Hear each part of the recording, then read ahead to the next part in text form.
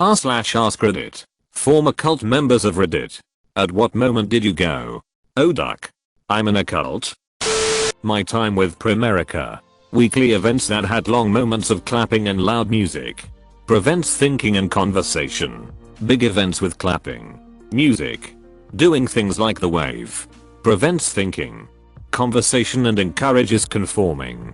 Several speeches from Maya Klein about how we shouldn't spend our time with people who don't want to be a part of the company, including family and lifelong friends. Planning on moving into the same community together that was referred to as the Primerica Estates. Parents had a Halloween party planned the same night as my Primerica office's Halloween party. I was chewed out for picking family over company. We traveled to events out of state. It was frowned upon for us to travel on our own. They wanted us to go on a bus or van together. The idea that someone would be happier doing something other than Primerica? Comical. Surgeons. Lawyers. Military officers. Scientists. All would be better off joining Primerica and giving up their jobs. Doing something that wasn't Primerica related.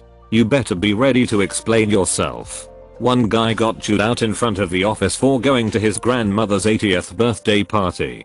I went out of state with my then wife. To celebrate our anniversary required me explaining to those running the office about my actual dedication to the company. Even though I was only gone for one ducking weekend. I even had to explain myself when I stayed home one Sunday to replace the brakes on my car. I was asked, how is that going to improve your business? My answer was, I have to drive to people's homes to sell policies. I shouldn't have to explain how car maintenance is a business related thing. Hobbies had to almost be company approved. If you're reading a book, it better be one to improve your business. Have a hobby that doesn't have any relation to Primerica? Drop it and focus more on Primerica. Sell your television if it's a distraction from your business. When it came to getting to the company event in Georgia, we were told that getting there is our highest priority. Sell anything you can if you can't afford to go. Tickets alone were over $100, including televisions, video game consoles, computers, so on and so forth. Kids weren't safe either. Those members who were dedicated 100% to the company who had kids drug their kids to the office on nights and weekends. I saw kids a day after Christmas with some of their new toys, playing at the table in our break room, fighting off boredom. One pair of parents had a kid who got a laser tag birthday party invite that was the same day as one of the big dull events where higher ups from out of state came in to speak to us in long dull speeches. The parents told their kid, nearly in tears as we were in line to enter the event room, that going to this event was more important than playing laser tag. He's a 10-year-old kid, and he can't be a kid. Has to follow this as what he will do for his lifelong career. r/and Tim would probably like if you did a Q&A regarding your time there. What is MLM? See it a lot. Had an accident when I was 12 that injured my back. Sitting hurt. I convinced my mother to allow me to walk around during the multi-hour long services in the library/overflow room downstairs that had a speaker blaring whatever was going on at the pulpit. In that library was all the original cult publications from 80+ years previous. No one ever paid any attention to them, but I was a voracious reader.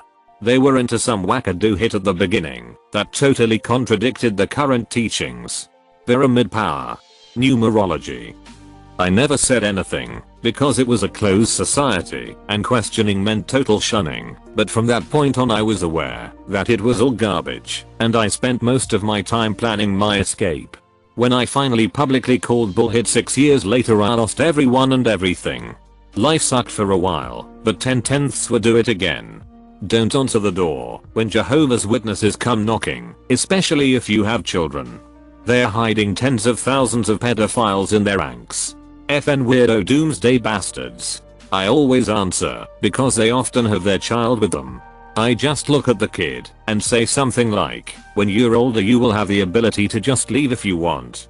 Don't let anyone tell you that you can't. What a power move. That's a damn good idea. Obligatory, not me, but my friend's grandfather was a farmer growing up. Think 1940s or 50s. It was kind of a remote town. But he would talk to other farmers and buyers when he went down to the market. One day, an acquaintance of his tells him that they're having a meeting with whole bunch of other farmers and farm hands and that he should come and join. My friend's grandfather, thinking it's some sort of farmers alliance, is like, sure, why not? Friend's grandpa goes to the meeting and is a bit confused when it's not about farming at all. It's a KKK meeting. He has a no crap, I'm in a cult moment. But waits till it's over because he doesn't know what will happen if someone sees him trying to leave. Meeting ends. He goes home. Dude tries to invite him again and friend's grandpa nopes out of there. Edit. Some have brought up that the KKK isn't a cult, but more of a hate group / gang. I always thought it was a cult. But hey, you learn something new every day. Carry on. How does the KKK work? I assume they use social pressure to coerce membership to fill their ranks. I imagine once you're in you can't get out. Is it a gang or a cult? I always thought domestic terror organization Marizo than either gang or cult. It was the summer during middle school when a friend of a friend invited us out to a camp that lasted a week. It has so much awesome stuff like paintball, four-wheeling, swimming on the lake. It was right on. Sounded kick-ass. So I went. It was an ultra-religious camp. We had to give our phones up when we got there. First hour of the day was praying. Then 30-minute breakfast followed by another hour of praying. Then 2 hours of alone time where you couldn't go back to your rooms or do anything other than sit and talk to Jesus and God. Then another hour of praying. Then 30-minute lunch. Then 30-minute prayer. Then a good 4-5 hours of free time to do all those activities. Then another hour of prayer. Then 30-minute dinner. Then prayer. Then we got to go back to our rooms to talk to our assigned counselor, who led us in evening prayer. I'm not saying that this place was a cult, but I had my thoughts when they led us on a march to a big fire and made us lay down in a massive field staring at the stars while they chanted prayers over a microphone one night that week. Duck. That place. Edit. Another thing that I vividly remember was when we were laying down in the field they began to hand off the microphone to people who had anything they wanted to share. One girl began to talk about how her and a few of her friends were asking each other what if humans are actually just robots. She got so worked up over it, she began to cry into the mic. Another vivid memory was laying down in our bunks late at night and talking about how the universe came to be. I mentioned the Big Bang Theory and they all began to agree unanimously how stupid that theory is, and there's no way that happened. Right, but a big dude in the sky made it. That makes why more sense. Geez. I've been to Jesus camp before. And while it certainly had its religious theme and plenty of discussion on the Bible, it was still a summer camp where you did fun activities a vast majority of the day. What you described sounds like torture. Not torture. Indoctrination. A wee bit heavy-handed to trick noobers into staying though. Mine wasn't a typical definition of a cult, but I realized Jehovah's Witnesses were pretty delusional by about 12-13 years old. Took me a few more years to get out due to my father being an elder and someone who had no problem physically forcing his son to go to meetings and out in service, door knocking. Sounds like a corny fake scenario, but it took me being tough enough to fight him off. Was asked to leave the house at 17 while still in grade 12. So I did. I had a job and had an older friend to live with. That's when I realized it was, in my opinion, a cult. That you would turn on your son because he didn't believe what you believe. That you would beat your son because he was being bullied at school and couldn't stand door knocking anymore in his own neighborhood where he encountered classmates either at their homes or as they were riding their bikes down the street on a sunny Saturday morning with me walking with my dad in a suit and tie with a briefcase full of maniac ravings about living forever. Another thought. I was never baptized, so my parents will still talk to me. Had I been, I'd have been totally cut off. A guy I grew up with who got baptized at 15, but was disfellowshipped as an adult. If he sees his father or sisters on the street, they will turn their heads away, won't even acknowledge him. That is so ducked up to me. I have a son now, and there is nothing that could ever stop me from loving him. The thought of not speaking to him makes me sick. I have a friend who left the JW cult in his late teens. He had moved out of the house by then. He is married and has children.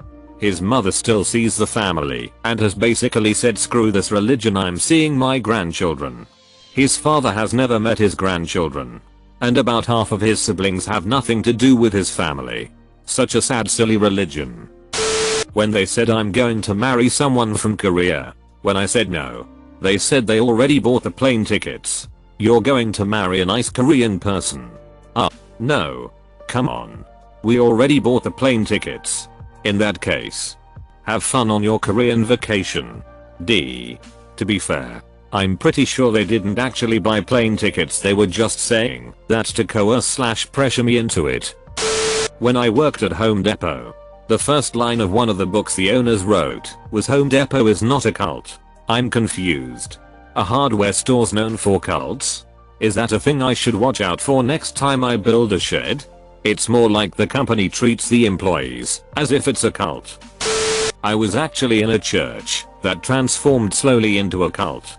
They just slowly started doing more and more miracle things and being open more and more days open with encouragement to be there for those days. Tithes became incredibly important and the priest family became more and more important. I left, but I heard some insane things happened after I left. I was lucky as I came from a really complicated low socioeconomic background. When I moved for uni there wasn't much fight for me. This sounds so much like my mother-in-law's non-denominational evangelical church. I went to a service with her once, and it seemed to me that they were worshipping the pastor and his family at least as much as they were worshipping God. It creeped me all the way out, and I never went again. I went to a non-denominational church for a while years ago, where they had a rock band. People would raise their hands and some would dance. I liked it because I always felt that worship should be a joyful thing, rather than somber. I remember thinking as a kid that the church scene from the Blues Brothers looked like the best church I had ever seen. But after a while at that church I got the distinct impression that the dancers and the hand raisers were doing those things less for worship and more for appearances. Like they wanted to show how in the spirit they were for the benefit of those around them. It started to leave a bad taste in my mouth, and I stopped going. My faith became much more individualistic after that. 3 things happened. 1. A person died from suspicious circumstances, loosely tied to the group, and none of the adults would listen to me that he did not commit suicide. 2. I started to meet those back parking lot kids at school who were into free thinking and questioning religion. Most are artists and successful loving parents now. 3. Couple those things with the fact that the youth group weekly Bible study leader thought she could actually see demons and the head youth leader was backing her up on her claims. I was pretty ready to leave when I turned 18. I did not go back. I forgot. My mother tried to exorcise demons from me when I was 18 because I came home late at 11:30 p.m. I was an A/B student. Had maybe smoked pot like 2x. Was a virgin and all in all a pretty good kid. I had no language or education at that point to argue that I was, in fact, not possessed by the devil, because you can't argue with crazy. She's kicked me out a few weeks later, and I stayed with a family of Wiccans before I moved to my first shared apartment. I realized recently, if you go to reddit.com/subreddits, the top 2 links are political parties that are constantly told the other party is literally trying to and are succeeding. These 2 groups are also fiercely separated. No unapproved ideas within the echo chambers. Any concept of common ground is squashed immediately. I'm not saying there isn't a clear good guy and bad guy. I'm just saying Reddit has the motivation to fuel the fire. You know. I went and looked at it, and I noticed something weird. Every other sub on that page has at least 1 million subscribers, with most having considerably more. Only TD, college football, and NFL have fewer than 1 million.